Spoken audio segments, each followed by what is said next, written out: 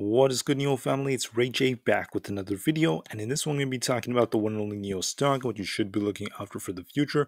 I'm also going to do some in-depth technical analysis and show you guys what's going on with NIO's share price and how the SPY may affect NIO for the future. I'm also going to break down some very important dates for next week, and also why some experts out there, people who have so much experience in finance and investing, they're super bullish on NIO, and they think NIO is going to explode as time goes on. I'm also going to break down some major updates from NIO's Twitter page and why I'm still very bullish for the long-term future of this company. Now, before I break anything down, before I get into any more details, I do have to mention a couple of things before starting. Firstly, I'm not a financial planner, so don't take any of this as financial advice whatsoever. And also, if you guys can, please smash the like button if you want to see more videos like this. It not only benefits me, it benefits the entire NIO community as a whole. And the last things, if you guys can, please check out the Webull link down below in its description. If you sign up for Webull, the link down below, and deposit any amount of money into the account, you're guaranteed up to 12 free stocks, each worth up to $2,000. And the best part is you could always sell these 12 free stocks for cash and use that cash to buy some NIO shares for free.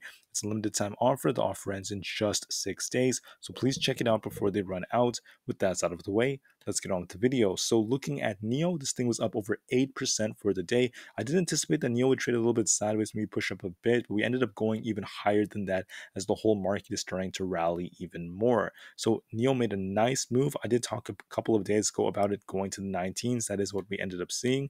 And right now, I mean, we're making some nice moves, so it's very good to see NIO moving this way. But I want to talk about why on earth I do believe that I would be like really, really bullish on the markets, but I need one more confirmation, right, to be completely bullish, to be a lot more bullish than bearish, and actually confirm that the market's going to respect an uptrend most likely for the next upcoming weeks and months. And that is CPI. So just to make this clear, guys, let's look at SPY, all right? And if you don't know why SPY is important, let me show you this real quick. Right here, we have the correlation between SPY and NIO, and you guys can see they tend to have similar trends, right? If you look at the price pairs ratios, right here, we can see there's a similarity once again. So anyways, looking at NIO, we could actually look at SPY first to give us a good understanding. So I drew this really quick just to give you guys a good understanding. SPY comes down, we touch this trend line, we bounce off it. We come down, we bounce, push all the way up to the top here, which is resistance. During that March run, we came all the way down. We kind of bounced near it, came down, we bounced at it, we jumped down, and now we bounced off a different range. Then we pushed all the way up to 431. We're coming down, we bounced off the trend line again.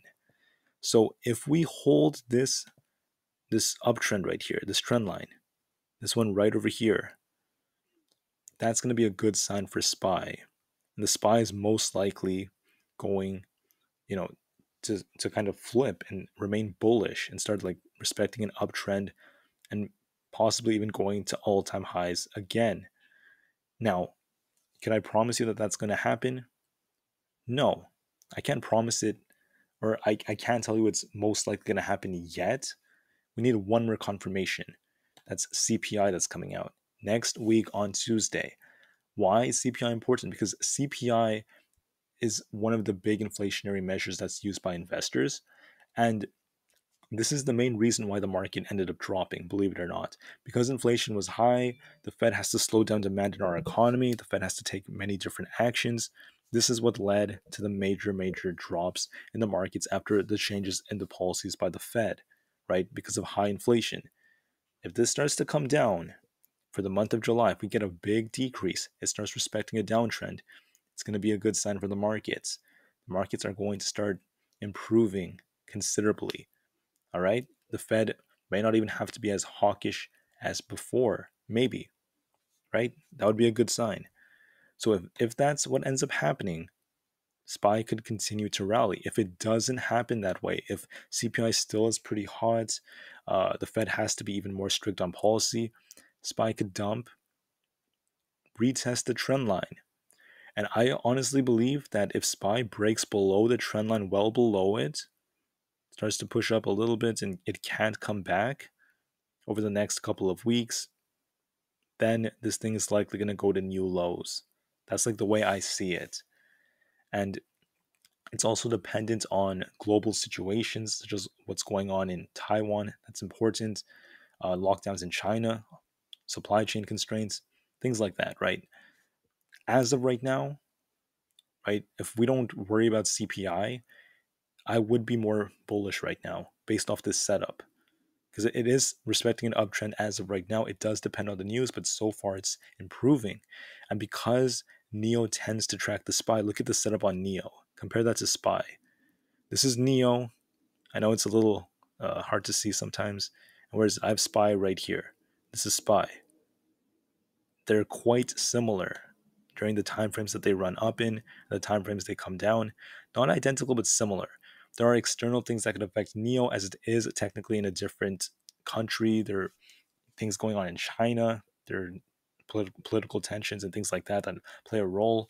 So what I'm noticing on NIO is something very similar to SPY. NIO is on this downtrend. We all of a sudden flip.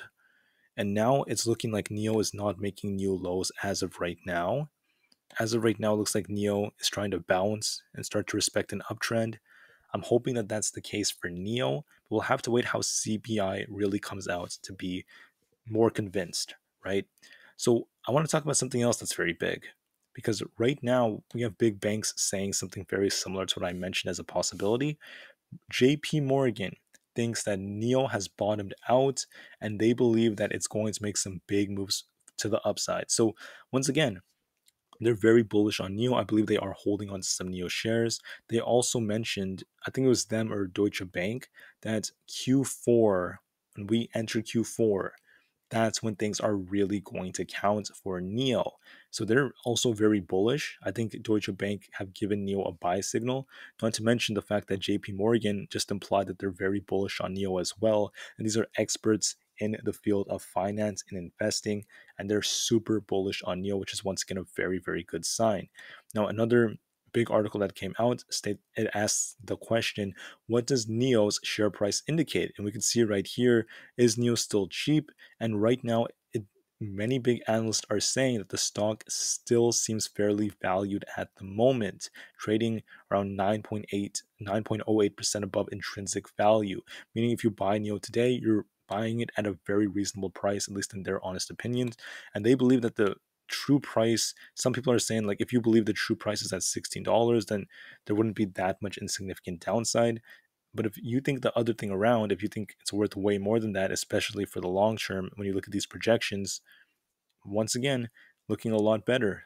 It looks like it's a very, very good buy stock for the long term. If you look at these projected growth aspects for NIO, it looks like it's going to have crazy growth as years go on.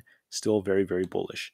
Now, the last thing I want to talk about NIO is the fact that they announced that their EP9 supercar will be available for auction at the Peterson Museum annual gala this year. Haven't seen the NIO EP9 in person? Check it out at the Hypercars. Once again, it's a very cool exhibit at the museum until the 11th of September. So once again, very beautiful car, very, very beautiful interior. I'm going to make a video about this for tomorrow just to show you guys how nice this car is. And I'm super, super bullish for NIO's long term. I think as time goes on, supply chain constraints will really be improved. I think NIO is going to make some very nice moves. And I really believe that this thing has the potential to break its all-time highs in the future. And for the short term, until CPI comes out, I mean, right now I still am a lot more bullish than bearish for NIO. But until CPI comes out, we can't truly confirm if we are done with that like major downtrend the market was in and we're ready to start turning bullish. We'll have to wait and see how that goes. With that said, thank you all for listening. Next week will be huge, and I'll see you guys in the next one. NIO to the moon because the long-term future is bright, and peace out.